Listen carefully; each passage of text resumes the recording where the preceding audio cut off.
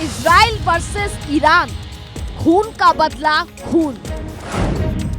Iran का बारूदी वार, Israel पर घातक प्रहार।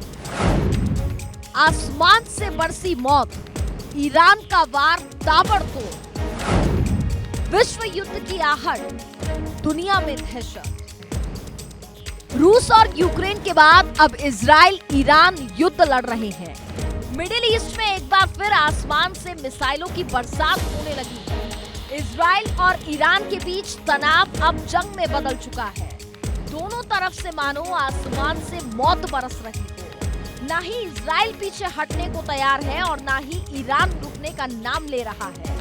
दोनों ही एक दूसरे को खत्म करने पर तुले हुए हैं। इजराइल ने 13 जून की सुबह ईरान पर सैन्य हमला कर दिया।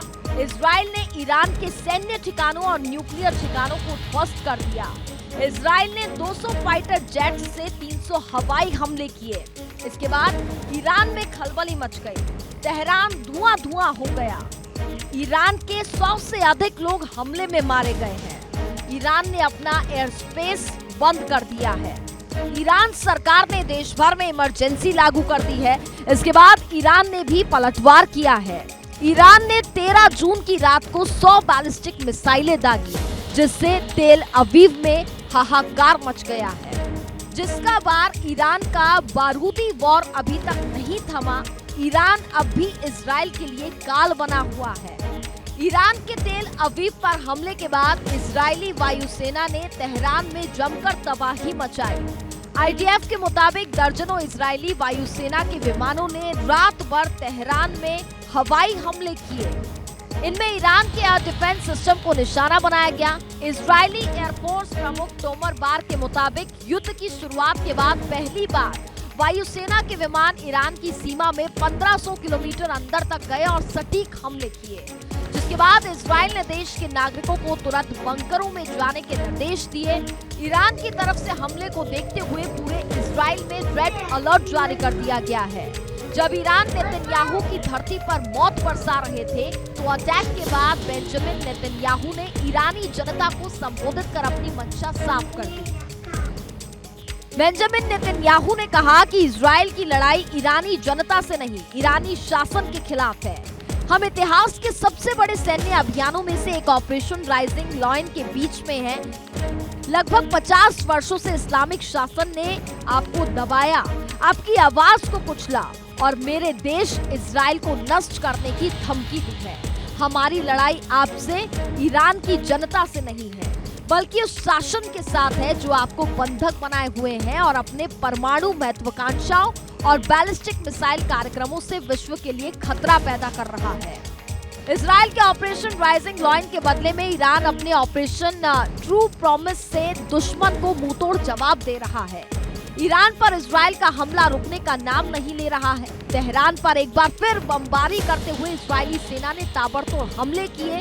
खबर है कि ईरान के राष्ट्रपति के कार्यालय और देश के सर्वोच्च धार्मिक नेता अली खामेनेई के आवास को भी टारगेट किया गया है। तेहरान एक बार फिर धमाकों से दहल उठा है। एक रिपोर्ट के मुताबिक इजरायली एयरफोर्स इस वक्त दक्षिण पूर्वी तेहरान पर जबरदस्त और लगातार एयर स्ट्राइक कर रही है। ईरान के अलग अलग हिस्सों में एयरफोर्स बारूद बरसा रही है। सुबह सुबह ही इजराइल ने ईरान के मेहराबाद एयरपोर्ट को निशाना बनाया। ईरान की एक समाचार एजेंसी के मुताबिक मिसाइल अटैक की वजह से कई धमाके हुए, लेकिन किसी रनवे, बिल्डिंग या कोई और सुविधा पर इसका असर नहीं पड़ा। ईरानी एयर डिफेंस सिस्टम ने इन हमलों को नाकाम कर दिया। जहां दोनों देश एक दूसरे पर मिसाइलों से वार करके तबाही मचा रहे हैं, तो वहीं दुनिया के देश अपने अपने मुताबिक दोनों में एक देश का समर्थन कर रहे हैं। कोई ईरान के साथ खड़ा है तो इजराइल की कार्रवाई को कोई सही बता रहा है। इस बीच सामने आया है कि पाकिस्तान इजराइल के खिलाफ जंग में ईरान का साथ दे सकता है। रक्षा मंत्री ख्वाजा आसिफ ने इसके संकेत दिए हैं। आसिफ ने पूरी दुनिया के मुसलमानों से एकजुट होने की अपील की है। आसिफ के मुताबिक अगर सभी एकजुट नहीं हुए तो इजराइल ऐसे ही सबके साथ करेगा।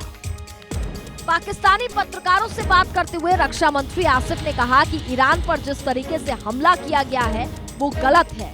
हम ईरान के साथ खड़े हैं और इस हमले की निंदा करते हैं।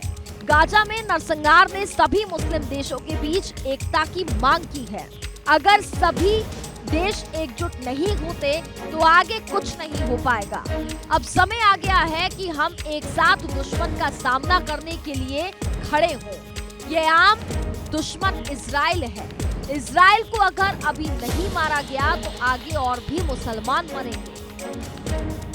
अमेरिका पहले से ही शांति समझौते के लिए सऊदी अरब के प्रिंस मोहम्मद बिन सलमान से संपर्क साधा रहा है, क्योंकि सलमान के ईरान और इजराइल दोनों से रिश्ते बेहतरीन हैं। लेकिन जिस तरह से पाकिस्तान और चीन जैसे देश अपना रुख दुनिया के सामने रख रहे हैं, ऐसे में देखना होगा कि ईरान और इजराइल की ये जंग कहां जाकर पहुंचती है।